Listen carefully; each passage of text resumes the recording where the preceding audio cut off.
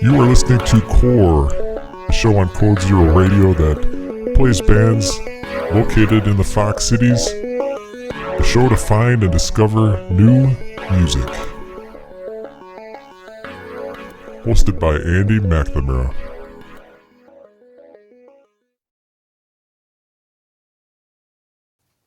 Hello everybody, welcome to Fox Cities Core. If this is your first time tuning in, we are a live and interactive interview show. We're on live every Saturday mornings at 9 a.m.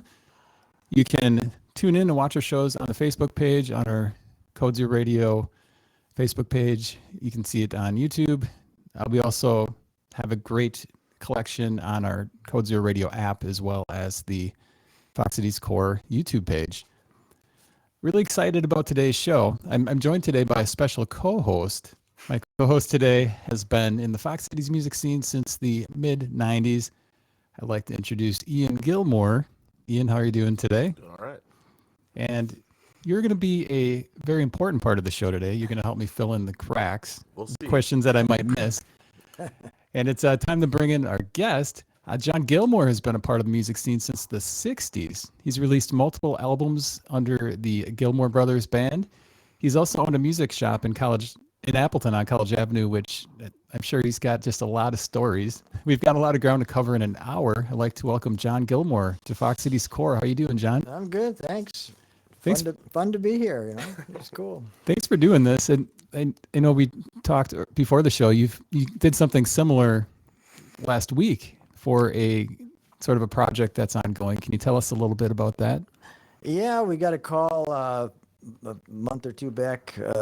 The organization over in southern Michigan who heads up the Michigan Rock and Roll Legends History Museum and does a podcast with all kinds of music from Michigan. And what the sort of theme of that was fun because, being old timers and been around the scene for a long time, the theme of that interview was we had four of us together there in the studio who'd played together over altogether about almost 60 years in different formations. And the kind of the theme of the thing was, we went through the history of these different groups we'd played in and all the venues we'd played around the country and different things in Europe and stuff.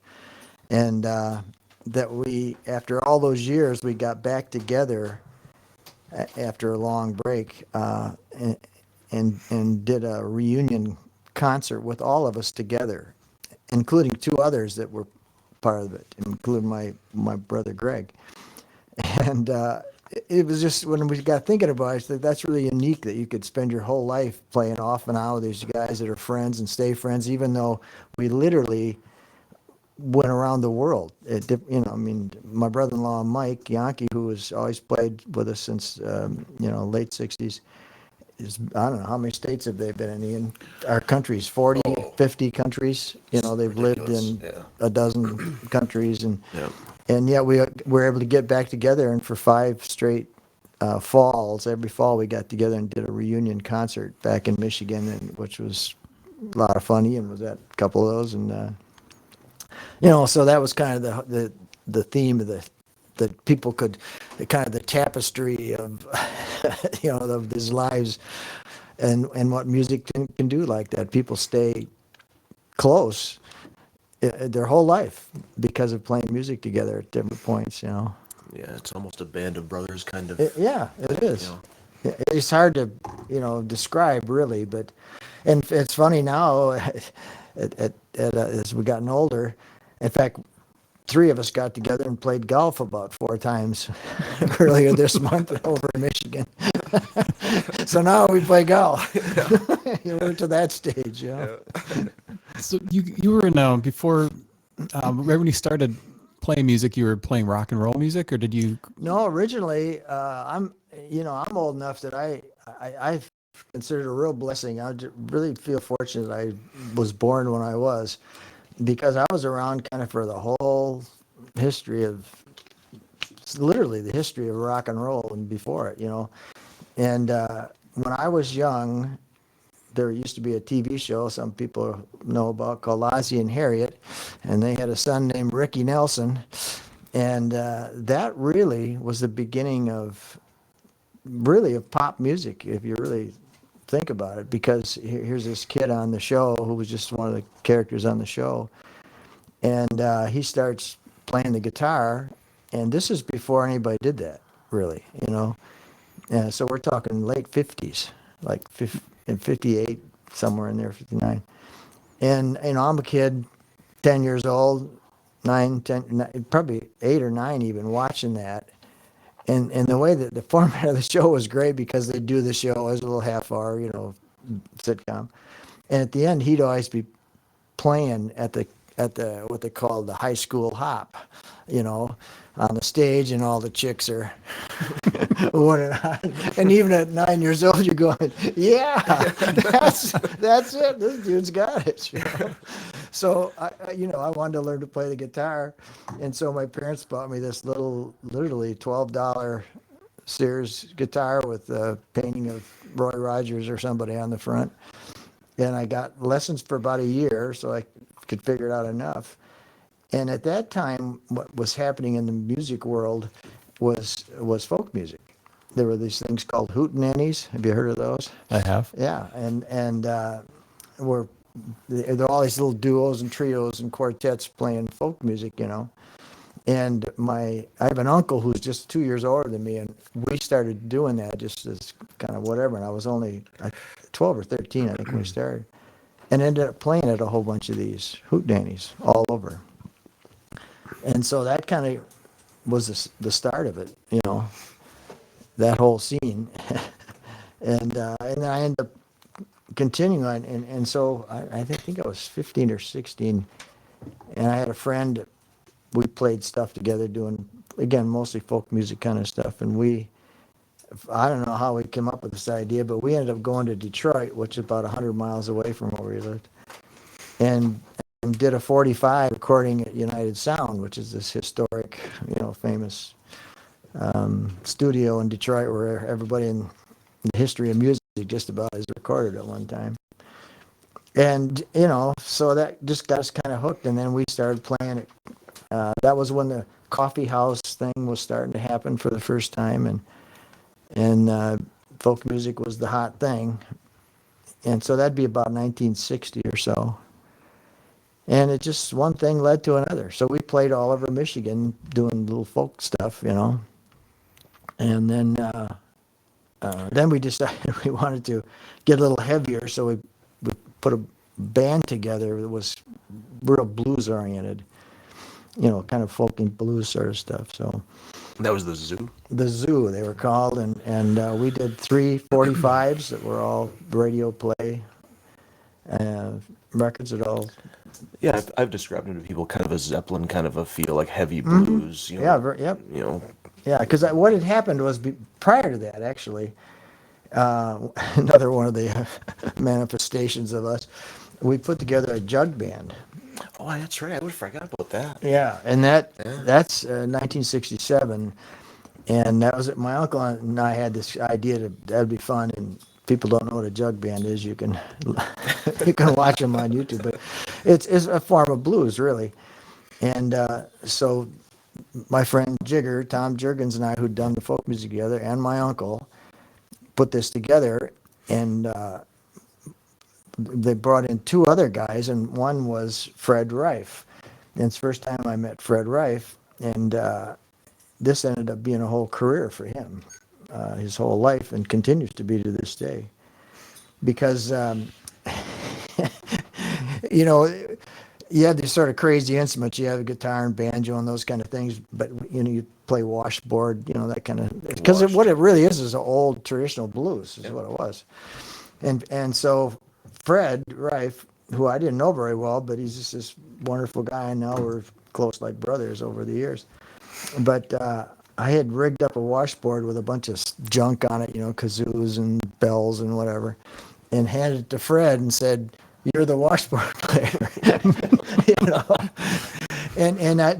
But here's the key: I gave him about, I don't know, 4 or 5 of my old LPs of old blues, traditional, Oh, the is that real right? stuff, yeah, and said, "Go home, listen to this. This No is kind of kidding. the I didn't know idea." that. And he came back to the next little practice session in a week or whatever it was, and I wrote about it on the back of his second book. He was like transformed. Yeah. Like Well, clearly. he was like he was hooked on the blues, man. Well, And so it, much so that he's a blues historian now. he's written That's what he books does. and he's traveled all over the world. And I think he told me he went to Europe with blues artists, that he'd find blues artists. In fact, I was with him with Light and Slim, finding him, and also went with him one time, Arthur Gutner, who was an old blues artist who wrote one of Elvis's hits. Because these guys would get lost. Sure. They just, they'd be sort of famous. Like Lightning, I know, sold over 10,000 records in the what they call the race record world. He was out of the South, of course, but he was living in southern Michigan and had kind of been lost to the world. There were a lot of guys like that. Yeah, well, obviously it was a totally different situation. It's not, you didn't have the internet to keep track of stuff like that. It's like And they people were just kind of disappear. separate markets, was that sort of thing. And Fred would go find these guys and get them back playing and get royalties for them. And it's some hilarious, great stories come out of that. But one of the fun things that I remember is somewhere along this journey, I decided to go to Europe and bum around for a while, mostly because my future wife, Ian's mom, Deanna, was already traveling in Europe, and I wanted to track her down if possible. But anyway, while we were over there, Deanna and I were actually in Amsterdam. And I get this letter from Fred. It's back when you had to write a letter, and they were bringing Light and Slim to do a tour of Europe, and they wanted to know if I'd come and blow a harmonica with them in England, and so that's how that happened at this big festival thing, which was really a fun experience, obviously. So all these things happen, but all these are spin-offs from just these goofy from a jug band. Yeah. What was that festival? Which one was that? That was the one you said Floyd was at, and Pink Floyd was on the bill, and the most interesting thing about it was that's the concert that Chuck Berry recorded My Ding-a-Ling at, which was his biggest selling record ever. But it was like that. It was all and historic people. There were lectures by what's his name, the guy who ran the club that the Stones played at first. oh, yeah, I know what you're talking about, but I don't know. Yeah, it was just that kind of stuff. Yeah. All these blues historian people, and Fred, of course, just became part of that world and is one of those guys. He's written books and traveled so far. So anyway, and he was one of the guys that was with us earlier this month in Michigan for that other podcast, and we had great stories because we had real adventures. That Fred and I in that jug band at one point actually ended up in jail because of one of our gigs, which is that's another episode.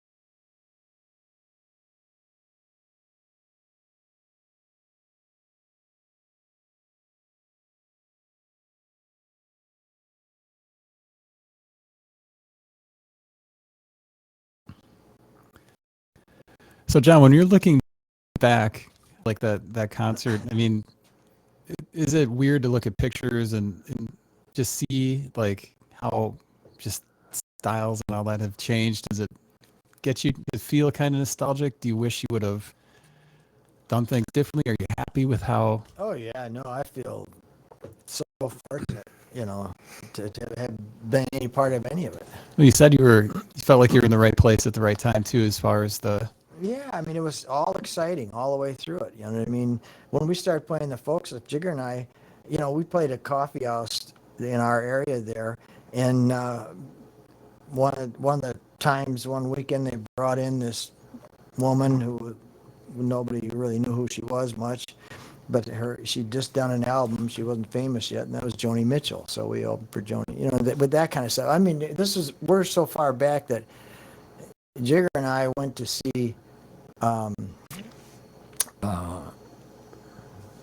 and Garfunkel, just the two of them, on a little stage in a little gymnasium of the YMCA. And they'd just done their first record, and there's the famous line of, "It took me 3 days to hitchhike from Saginaw."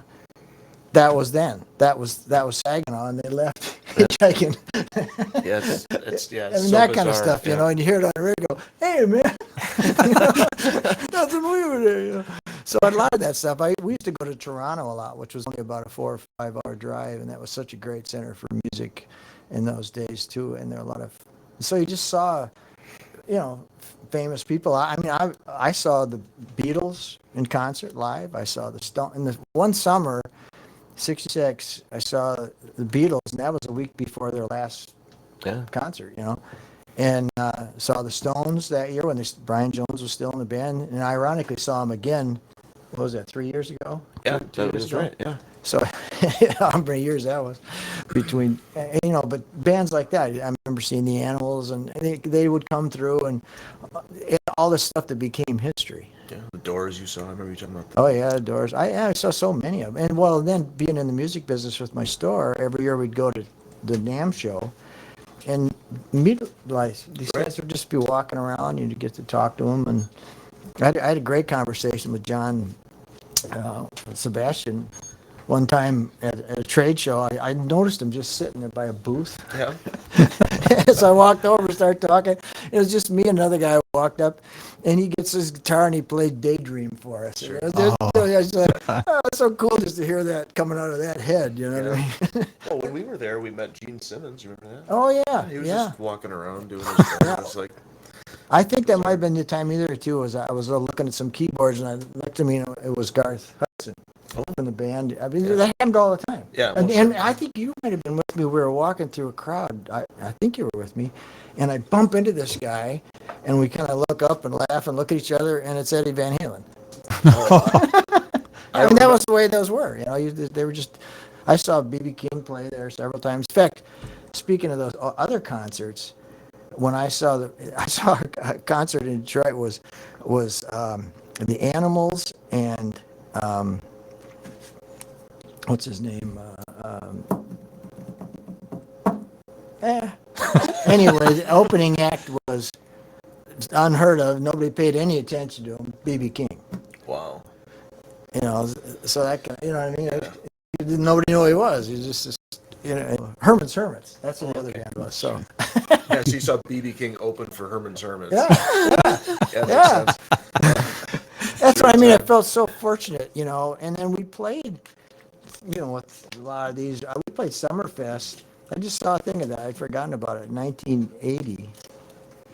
And I looked, and at the same time we were playing on the folk stage, at the same time I could see Metallica was playing there, and Ricky Nelson was playing on another channel. That's how long ago that was. Wow, really? Yeah. Holy cow. Yeah. That's crazy. Yeah, I mean, that's what I mean. You live through all these kind of generations of music almost, They start, stacking on top of each other. Yeah, so I like to answer your question. I just feel real fortunate to have seen all of it, or seen any of it, right? You know what I mean? Yeah. That's really pretty cool. Yep. John, this is a popular segment in the show called Band Reaction, where we play a clip from a previous guest and we get your reaction. This clip is of Frank Anderson, who is the guy that runs Wisconsinology, and he also has been in a lot of projects for quite a while. Let's play it and see what you think.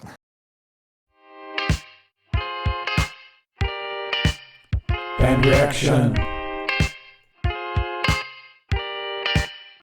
Band reaction.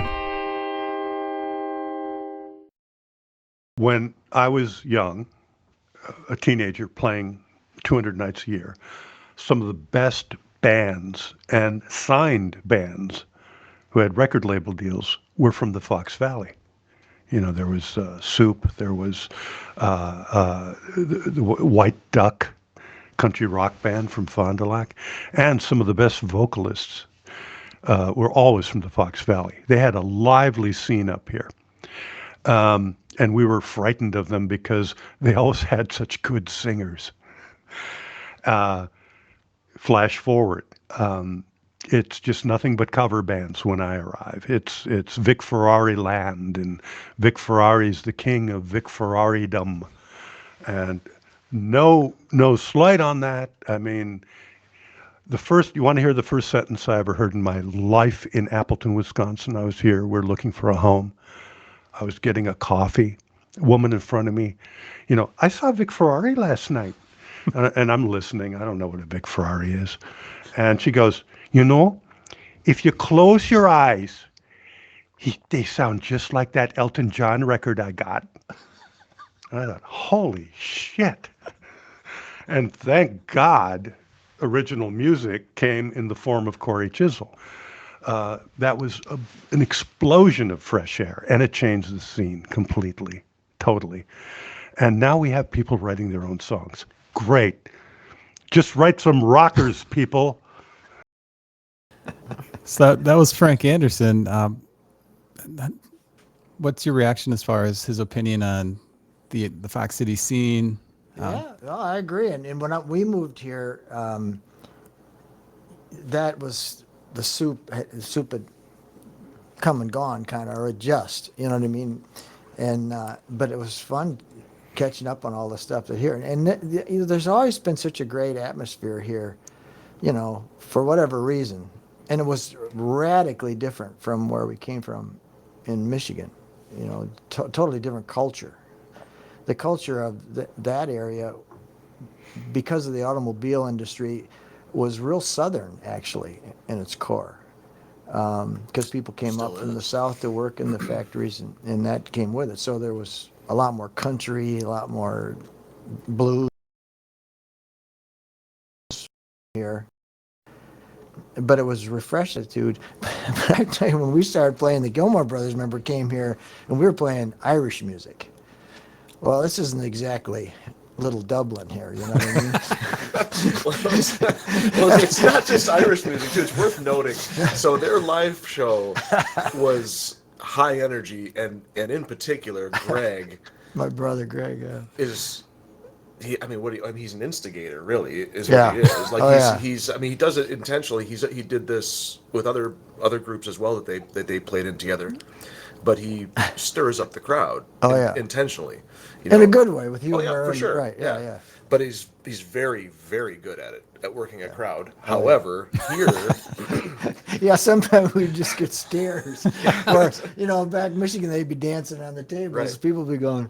What is that? Just different, yeah. But everybody wasn't so nice, It took a while just to make the adjustments, and we learned how to play to this crowd, Well, Frank mentioned something in there. He mentioned good voices, and that's one thing that stands out to me with the Gilmour Brothers is you guys sing beautifully together. You've all got great voices, and it's they blended good, and we, Yeah, it worked out all right. Mike Yankee was by far the best vocalist. He really has a beautiful voice. And he's continued to record and do things out east and stayed. And he did even when he was traveling. He and his wife went to work in the State Department for years and lived all over the world. And he still kept his hand, and he's always been a songwriter, hundreds of songs literally, and has contacts. He's constantly sending information into Nashville to these guys that pitch him to the stars and that kind of. So it's cool, But yeah, the Gilmour Brothers. I mean, the funniest thing about the Gilmour Brothers is it was a fluke to start with. I forgot about that. It was totally a fluke. We never meant to do it. Nobody considered it. I mean, if you want to know how it happened, I can tell you. Because when we came here, it was well established. We'd already had 2 albums, I think, and played all around the country and stuff. But what happened was my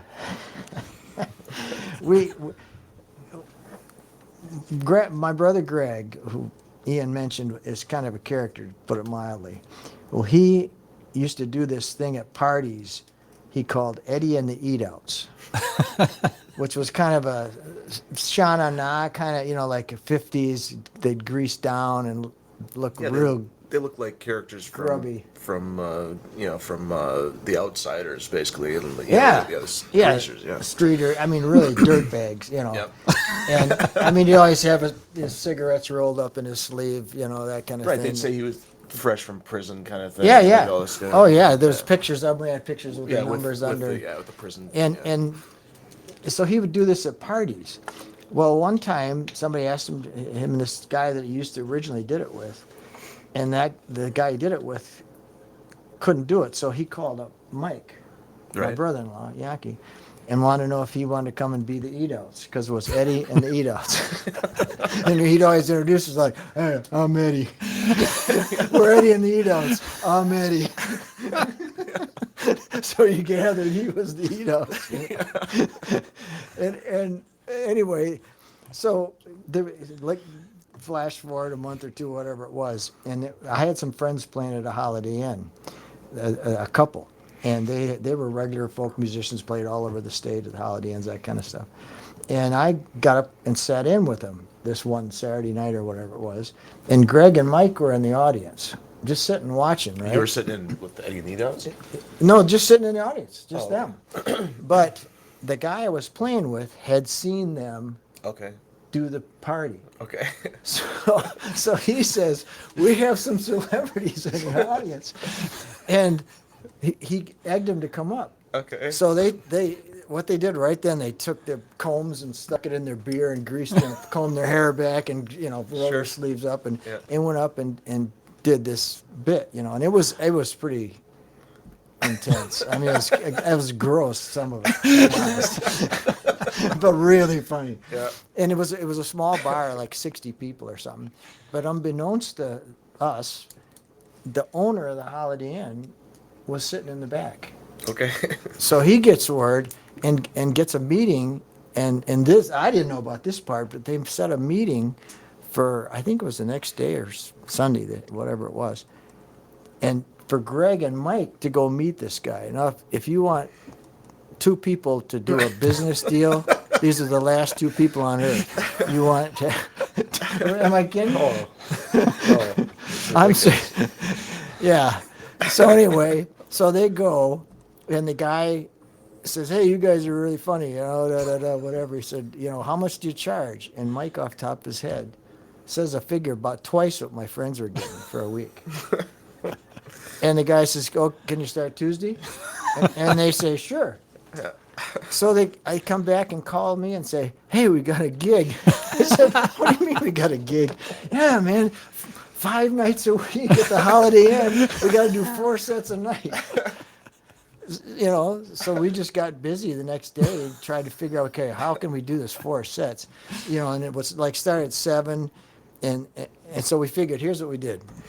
We figured one set could be Eddie and the Eat-Outs. It would be like different shows, kind of, right?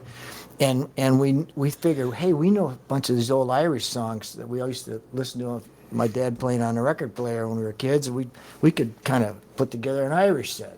And then the beginning, Mike and I could do a bunch of just the normal Holiday Inn, the schmoozy, folk music stuff. And then the 4th set didn't matter because everybody's so drunk. You could play everything over again and nobody knew the difference. But the problem was literally the same month, this is ironic, I had opened my store in Michigan. Oh, I didn't know that. Yeah, the same month.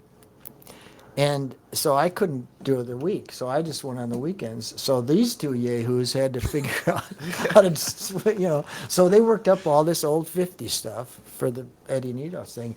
And that, of course, became the focal point. Right. They got famous, and the newspaper started covering it. There's all kinds of articles about that. Oh, man, there was on the marquee, Eddie and the Eat-Outs in the lounge. It was unbelievable. Yeah. So it became infamous. And then so that we played, they booked us for 2 weeks there, right? And we stayed 17 weeks. And then got booked at this ski resort for about 6 weeks. And while we were at the ski resort, there was this cute couple that used to come every night just to hear the Irish set. Okay. Right? And they'd put Irish sweaters on, this husband and wife. It was, and because they liked the Irish songs, right? Yeah. And after one of the nights, after they pulled me aside, and they said, we got this friend who's got a big restaurant in Saginaw, which was well known. I knew the restaurant.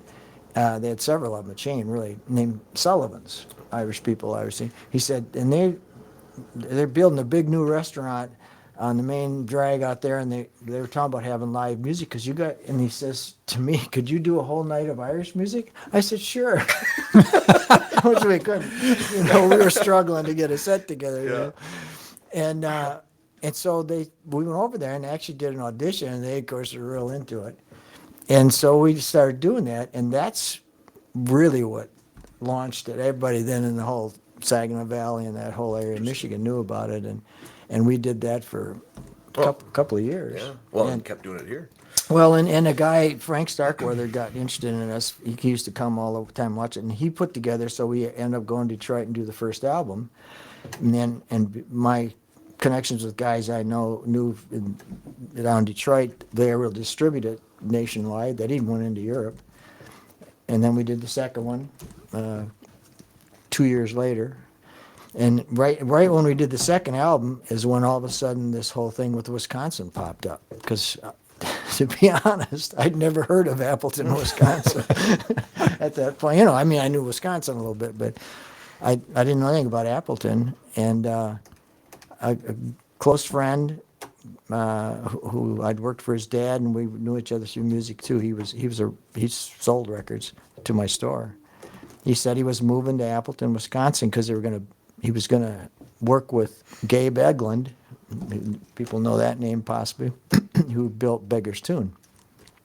And they had all this, their plans to build this cool solar-powered, neat building for the record store, and I thought, oh, that's neat, and he's just telling me he's going to go there, I didn't think anything about that. But I did say, just off the cuff, and I don't even know why I said it. I wouldn't even remember I said it except for what happened, but I said, well, because my friend Bill says, in this new store, when they build it, they're going to sell instruments too. And I said, well, tell them to make me an offer. I'll come over and run it for them.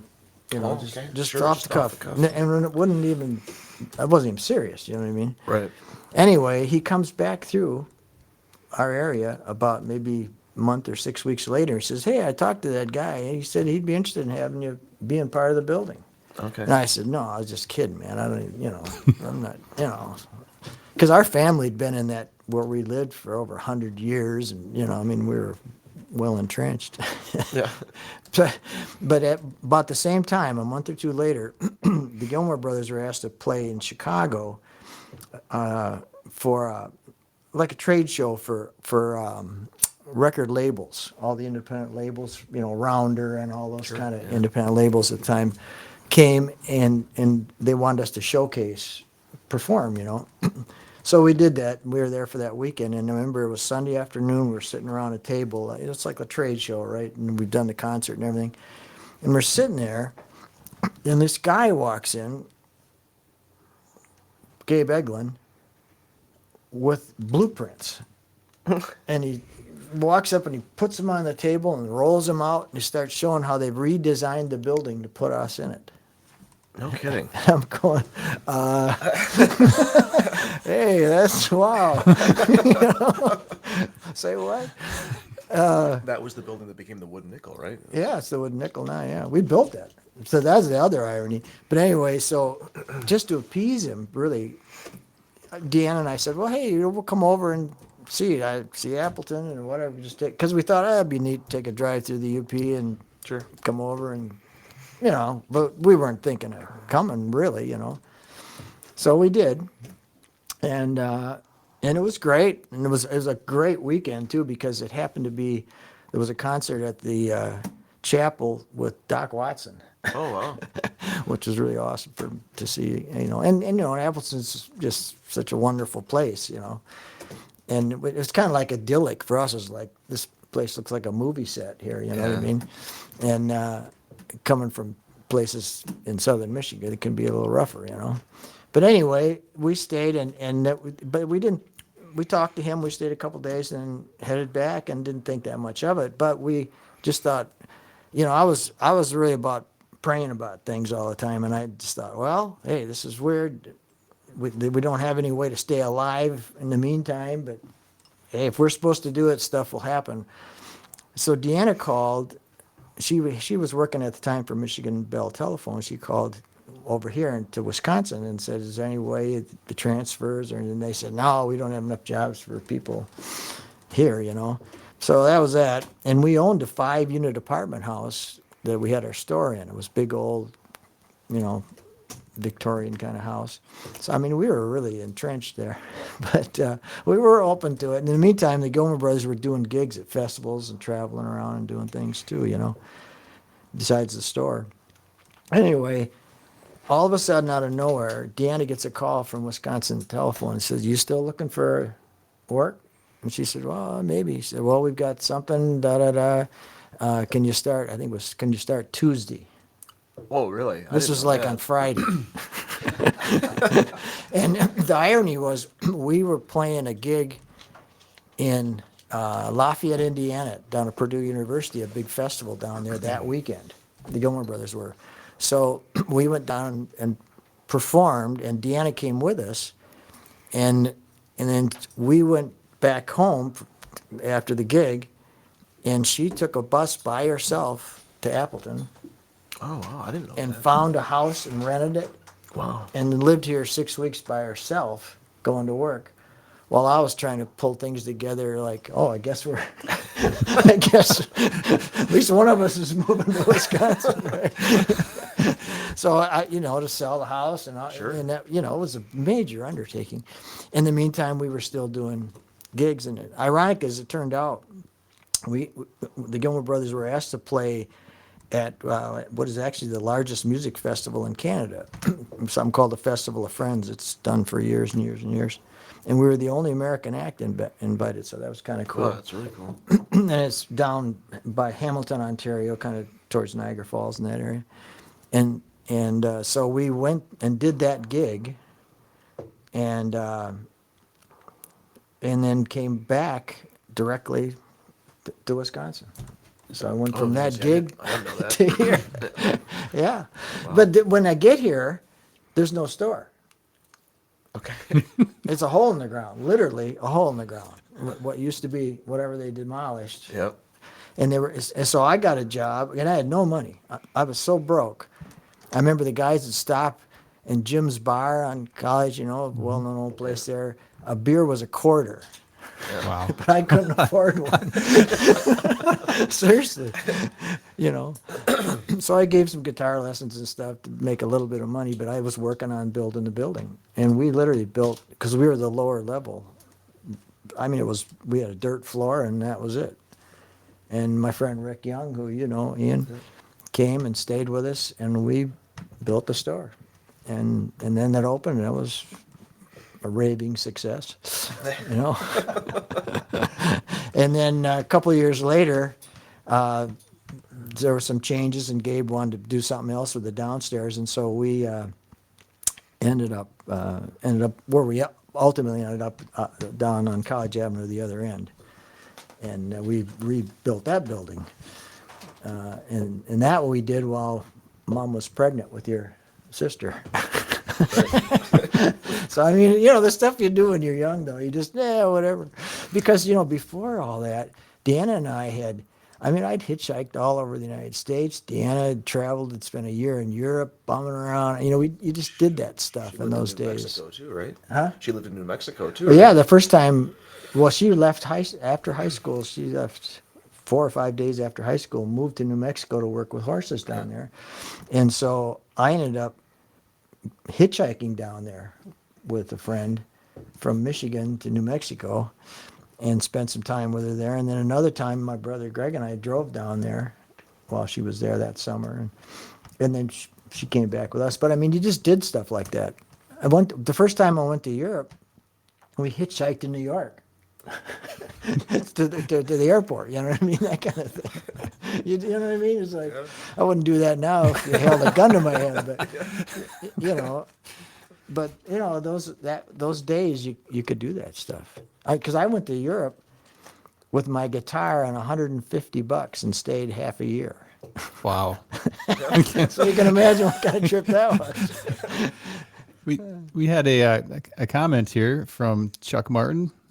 Says that back in the early 80s, your dad found them a Kalamazoo acoustic guitar and someone had slapped a bridge on it and it was screwed on each end. They took it to the Gilmour Brothers store and they researched Kalamazoo bridges, built and replaced the bridge, and that guitar is still their favorite to play to this day. Oh, cool. That's awesome. Well, that'd be Oz. Yeah, that'd be Oz. Yeah, Bob Osmond, who was a great repairman. And after the store, what happened with the store? We ran it for all those years, and I was in it 20 years. And then Paul Hyde, my friend Paul Hyde, made an offer just to buy it. And we decided to sell it. And it was interesting. They kept the name, didn't change anything for 5 years. Yeah. Which was real smart because it was a very successful ongoing business, Do you still hear from a lot of people that used to go to the store that have stories? And Yeah, all the time, There So were do I. kids and now they're old. And Every time somebody hears my last name. I was once in a bathroom in Boston. This is how crazy this is. And I'm in a urinal, standing next to a guy, and we just small talk. I don't know how it came up. Hey, I bought a guitar from your store. You got it, man. Well, that kind of stuff happened all the time. I remember when we were in Florida, we went down to go to Disney World, and we're walking down the street, and some guy across the street goes, "Hey, John!" waves at us like this, and he does not just totally unfazed. You're like, "Oh, hey!" And I'm like, "Who the hell was that?" I'm like, he says, he's like, "Oh, he used to come into the store, from time to time." Yeah. It's like, yeah, it's like in Florida, happened all the time. Well, that was the fun of the store. It was just, it was a neat environment, and it was like that. It was, Oh yeah, there was nothing like that. So I have no idea the impact that could have on you because a lot of kids, after something like that, they'd want to be never near it. You know how many kids Sure. don't want to do whatever my dad did, kind of thing, because we didn't push you into Not at music all. No, at not all, even a little bit. No. And- Well, other than piano lessons, but yeah, not really though. Yeah. That was my mother. so, John, when you started taking on an instrument, are you self-taught or did you take lessons? I took lessons when I was 9 years old for a year. So I knew basic stuff. And then I got again, this is the folk music days, right? So I got real interested in bands like the Kingston Trio and these kind of bands. And I just wore out the albums and figured out how to do stuff. And then as I got around places, I'd meet guys. I used to go, I don't know if you know who Tom Rush is, but he's a legend in the folk and blues world. When he used to come to Detroit, we'd drive down to Detroit to this coffee house he used to play at, and before I'd go, I'd take a notebook and draw empty, like fretboards, and then sit this closer even, and because he did a lot of open tunings, which you didn't see that much. And so I learned open tunings and slide guitar and all that kind of stuff. But I was always doing that kind of thing from anybody I could learn from. And there was this coffee house that I mentioned had it open in Saginaw where people like Joni Mitchell and these people came through. In fact, her husband, she was still married to Chuck Mitchell at that time because that's her married name. Most people don't know that. And he lives in Wisconsin here. He always has. And he taught me a lot of stuff because he was a real good ragtime style player. But you just, how it is, you pick up stuff from everybody you could. So it was mostly self-taught after 9. Well, it's also worth noting it's not just guitar either. I mean, you can play a lot of instruments. Yeah, then I taught myself mandolin next because it was not that much different. And then I taught myself banjo, which was different, but and then I played bagpipes and, just got into Fiddle. And fiddle, played the fiddle, yeah. That's pretty much it. Well, yeah. I mean, But that worked good with the Gilmour Bros because I was always playing some odd, fill in whatever he needed. I could do it pretty much, Well, the Gilmour Brothers had a public access TV show for a while at the Paper Valley Hotel. How did that whole project get started? At the time, I'm sure that was That was some new stuff, man. It was cable TV, when cable TV was happening. And originally did it, the first show or two we did actually in the cable studio, I remember. And then we moved it into Trader John's, into the back of the store. And then we ended up going, as you mentioned, to the hotel. And did them every week, and we brought guests in. It was always guests. And a lot of well-known people, Were the tapes saved, or are there Yeah, there are copies of everything? videos.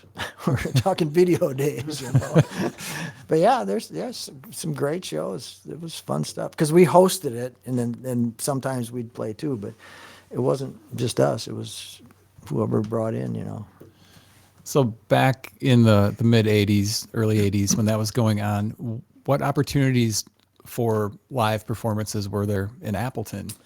That's a good question. I don't remember there being a lot. Oktoberfest was probably, I think, already going, but besides Oktoberfest. Yeah, and what's the one in the spring at Memorial? They always did it, Lawrence. Scapleton? No, it was a big thing. Yeah. We got asked to do a lot of those kind of things all around, not just here in Wisconsin even. But so, we kept as busy as we wanted to be. And then somewhere along in there, I met a gal named Kim Robertson. I decided to take a couple courses in my spare time at UW Oshkosh and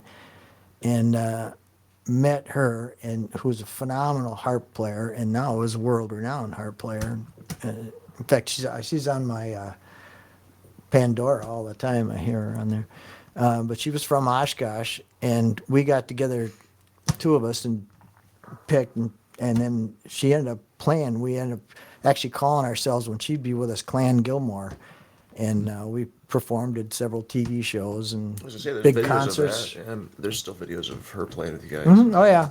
We did one fun concert I always remember was a guy named Steve Goodman, who, again, is well known in the folk world. He wrote The City of New Orleans and some other famous songs, and who died young. And about a year or so before he died, we did a concert, just us and him, at the Lawrence Chapel. And that was a neat experience. And one of the things I remember was, because of his illness, I think it was leukemia he was dying from. After between sets, he'd go back and smoke a couple joints, Sure. because it was legal for him to do it. But we played with so many people over the years, because we play in Irish Fest. And a lot of people don't know this. Irish Fest in Milwaukee has always been, and probably still is, I assume, the largest Irish festival in the world. And so, because we did that, we played there the first year and 4 of the first 6 years. In fact, our third album was recorded live there. And so we got to play with all the legends and heroes of that scene. So it was just, the whole thing was such a great experience, because especially when we do festivals, because we'd meet all these famous people and get to know them and hang out with them, and they were, everybody's nice, they're all normal, they're just famous, In fact, speaking of that, I remember when I went to New York City.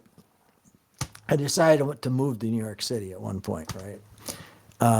And this is even crazier than what I did in Europe. This was the year before I went to Europe. I went to New York City with $40, which now would probably be 150, but Right. it still wouldn't be. And I stayed. I got an apartment down in the worst neighborhood in New York, even worse than Harlem, the Lower East Side at that time, and got a job working at a restaurant bar in Greenwich Village. And it was just to be around that scene, because I was an art guy too, so I was always doing art stuff too. But I remember I went to the Gaslight, which was famous, and that's Dylan and all, everybody had played there, 5 or 6 years before, and saw John Hammond, who's a favorite of mine, blues artist. And the opening act was this gal, nobody knew who she was except some of the locals, named Bonnie Raitt. And so she'd come in where I worked then after and would visit and stuff, And it was really funny because then I went to Europe that winter, and I came back from Europe and I went to my friend Fred Rife had a music store, record store, and here he's got here's an album, Bonnie Raitt. Hey, I know her. Hey, wow, that's cool. She did an album. You know what I mean? So it's just, again, the fun of living through all those, eras kind of, and seeing the stuff we saw. It was just incredible. We got to see, because of my connection with Fred, the Ann Arbor Blues Festival was a huge festival. And we were backstage all the time because of Lightning Slim that I'd played with, and got to hang around, visit with all these just, the legends. And one of the coolest things I remember is Miles Davis showed up, which he was a piece of work. I tell you, it was a really interesting scene. I mean, it was like, it was interesting. But, just to be in that environment was just fun, obviously, right? So. Yeah. Coolest man alive, right? That's what he was called, wasn't it? He was pretty cool, I'll tell you. And he had a couple of sweet little dollies on each arm. I thought so too. You brought in some memorabilia there, John. Well, I did that to jog myself. We're talking about so many years, and this was a feature article that was done on the zoo. I forgot about this when I was digging through stuff. This is '69. And they did a feature article in the newspaper, and there's with Kim Robertson. Yeah, I don't know what camera you're on here, but that was recorded or filmed, taken in Appleton downtown there, right by the bridge.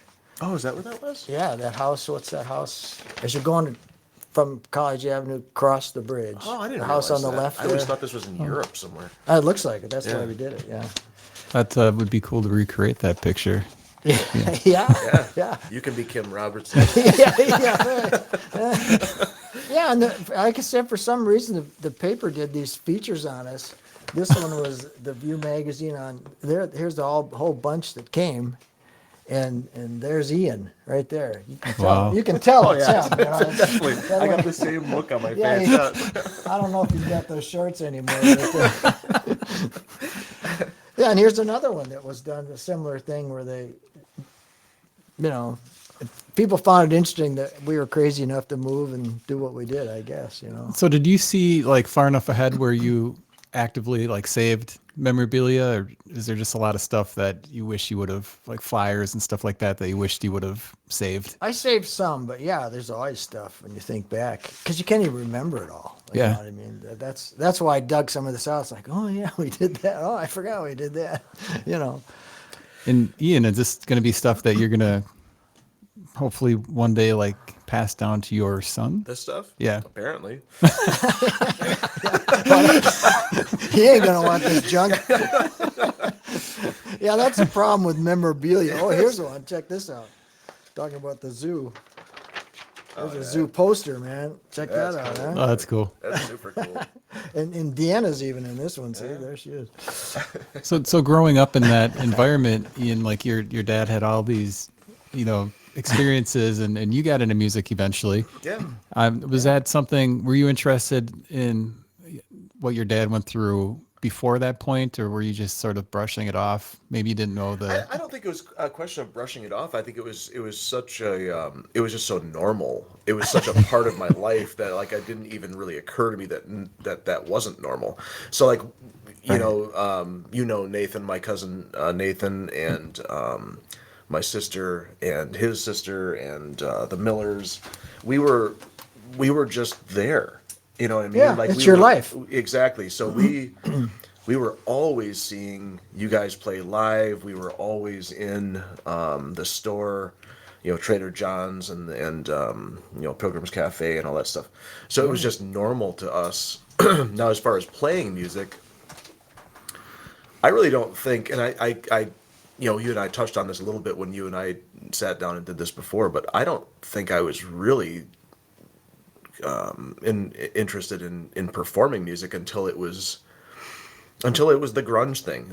That's what made it accessible to me. You know what I mean? Because as far as I was concerned, watching them play was amazing, and I enjoyed doing that. But I don't think I could correct me if I'm wrong, but I don't think I ever was like, oh hey, I want to do that. I don't remember doing that. No, and we never with you or Anna either pushed. Not at all. No. Our approach to parenting was we just wanted to expose kids to things, and Anna's a good example. Oh yeah. Anna was riding locally. She's an equestrian, but she was just doing the county fairs kind of stuff. And so in 1996, we took her to the Olympics when they were in Atlanta, so she could see there's more to this than the guys playing cards around the barn at the county fair. You know what I mean? And so she saw dressage, on the highest level there is, obviously the Olympics. And in fact, it was ironic. About 5 years later, I found the program from that, and I started looking down through it. And by that point, 5 years later, she was friends with a whole bunch of those people that were competing. But she wouldn't have known that. And it was the same with you. We just wanted you guys to experience stuff, and then whatever you wanted to do or not do with it, that was up to you, Yeah. But he started playing the guitar, taught himself. I didn't. No, I had nothing to do with it. I mentioned that too. It's kind of annoying, actually. But no, I mean, it's basically the same thing you did. You just you find something you're interested in, and then you start doing it. I mean, it's not dissimilar. I mean, because the 90s was actually, I think, probably the closest thing to the 60s. Yep, as far as the music. It for sure was. So like when you saw, all of a sudden it was like, for us it was Nirvana, and back then it was the Beatles. It was like it made music accessible. It tricks you into thinking you can write those songs easily, Yeah, because before the Beatles, no bands wrote their songs. Yeah, except for, was it Buddy Holly, I think, was the only Well, one. there was a couple, but nobody that made any difference. Because Holly wasn't even a household name, really. Right. I mean, not like the Beatles. Oh, nothing was like them. No, I mean, that's... Yeah. And then, before that, there were songwriters. Right. Yeah, sure. Yeah. Songwriters and entertainers. Like Elvis was just he's a performer more or less, and not really a writer. Yeah, exactly. Yeah, so the Beatles really changed that, and then, of course... Well, it started with the Folkies. Yep. Because they were starting to do that. There were songwriter folkies, and Dylan, of course. Yeah. But he didn't get famous until Peter, Paul, and Mary recorded him. Right. He did been around for 2-3 years. But anyway, the Beatles were like, that changed everything. Yeah. And then, of course, it was a similar thing when Nirvana rolled around. It was just like they kind of brought it back almost. Yeah, they did. Well, and it's kind of interesting when you really dig into that, not to go on a whole tangent, but like there's a reason for that. So like they were into the Beatles. Like they were really into the Beatles. And most bands weren't. It wasn't cool to be into the Beatles at that point. Like you had the hair rock guys and glam rock and that's its own thing, and they're phenomenal musicians. But it's not, for me anyway, it wasn't accessible. It didn't make me think, oh, I can do that. You know what I mean? And sure, so that's the kind of thing it was. You couldn't. So, right. Well, yeah. Right. Exactly. Yep. Yeah, it had gotten so developed, the music scene, and there was all not breaking into, there were all these different genres, and the grunge brought it back to, hey, a bunch of guys can get together in the living room and jam, and it's cool, and we sound good, Right, exactly, yeah. So is there any Gilmour Brothers performances coming up? Anything on the books? I don't think so. We did, for 5 years, we did these reunion concerts, which really were fun over in Michigan. And the last one was 19. And so then COVID, we didn't do one, obviously. It's funny you say that. I got a text from my brother Greg saying, about a week ago, he's saying, maybe we should do a reunion concert again in Michigan. And then there's a kind of a pause in the text. He says, or maybe that's just the Scotch talking. I'm sure it was. Yeah, that sounds about right. Yeah. But it is fun, though. I mean, I'll tell you. So I have live recordings of some of those. You can't believe how good. It blew my mind how good you guys sounded. I mean, seriously, that freaked me out. We're pretty rusty though, but but not really though. I mean, like, because you hadn't played in what? How long? 20 years. Yeah, there you go. 25 years. It was ridiculous, like how good they still sounded. Other than the fact that Greg lost his voice, 2 songs in, but that'll happen. But no, it was really incredible. I mean, just seeing how tight you guys still were with that stuff, and then you also were adding in, You know, Yeah. Jigger was playing on the washtub bass and all that kind of stuff. Yeah, and even my brother Dave came back That's from right. Africa and played. Who's an ambassador, by the way, He's a U.S. ambassador. Yeah. which is weird. No, those were really fun, and the crowds came out that hadn't seen us in years, and that was fun. And Yeah, and I got to see that firsthand. See, I was too little to know. You would always talk about the crowds in Michigan versus the crowds here. Oh, the difference? Yeah, and I had not seen that. Yeah. It is a stark difference. It was pretty cool. Like people that were like, people were just freaking out. Like they just loved it because they remembered it. It was like people kept coming up to me. Oh, I used to see this all the time. I was like, that's cool. I wasn't born. How about the Gilmour Brothers making a triumphant appearance at the Irish Fest of the Fox Cities this year? They offered us. They tried to get us to do it, but my brother Greg wasn't quite ready. He's so. He's the tough one. Yeah. You never know. Yeah. So you're saying there's a chance? Anything's possible. I mean, it was a fluke to start with, right? Because the only reason we became an Irish band because it was an Irish restaurant. And we always laughed. We said if it had been a Lithuanian restaurant, we'd be a Lithuanian band today. Because Ray said, "Can you do a whole night of that?" I was sure. Yeah, sure. I'll figure that out. Lithuanian music, yeah, we can do that. Are you a fan of the punky Irish bands like the Dropkick Murphys and that kind of? Yeah. I mean, I haven't kept up on it, but sure, I mean, it's always fun to see people diversify and do fun stuff. Oh yeah. And you mentioned at the top of the show the documentary that will be coming out. Any idea when people can view that and where they'll be able to see it? The one we did in Michigan? Yes. They said this fall. They thought September, and it'll be on Facebook and wherever else. I'm trying to think the Michigan Music History Podcast. I think it's called. And yeah, that'll be cool. You'll find it. Yeah, it should. Yeah, I don't know. It'd be fun for us to hear what we actually say. Yeah, sure. Always is. I mean, because you get up on these stories, and because we had a few. Well, yeah, there's so many rabbit holes to go down when you got that many people. No, because Fred and I, the one time, he said to me, "Hey, I'm going down to find Lightning Slim in Pontiac, Michigan," and we got in the middle of a fight. Yeah. With guns and knives. I mean, seriously. Yeah. And I mean, I wasn't sure we'd get out of there alive. So there were those kind of stories. You're right. And Fred did, he was in tough places. Well, and so Slim was basically living in the ghetto at that point? Oh, yeah, it was. I mean, see, that's interesting, isn't it? I mean, how there was different... 3 families living in the house. Yeah, I mean, that's... And here's a man who was a legend. Right. A buddy guy said he was his biggest influence. Yeah. Exactly. I mean, so that's how. And he was lost to history. And Fred would find these guys, get them back playing, and it was hilarious. I'll tell you one quick story about that. They went down to Chess because those guys, a lot of it recorded at Chess Records, of course, in the Detroit scene, or in the Chicago scene. And Fred was talking about a party they had there, and the Stones showed up because the Stones. They loved these guys and knew who they were. They played their Stones. Because it was Willie Dixon and all these giants were there. And they said afterwards, he was talking about Lightning and these other guys talking about them. Because they don't know the Stones from, nobody. Sure. And he says, I think it was Lightning or Lightning's friend says, "Did you see that one guy, man? He just looked just like a girl."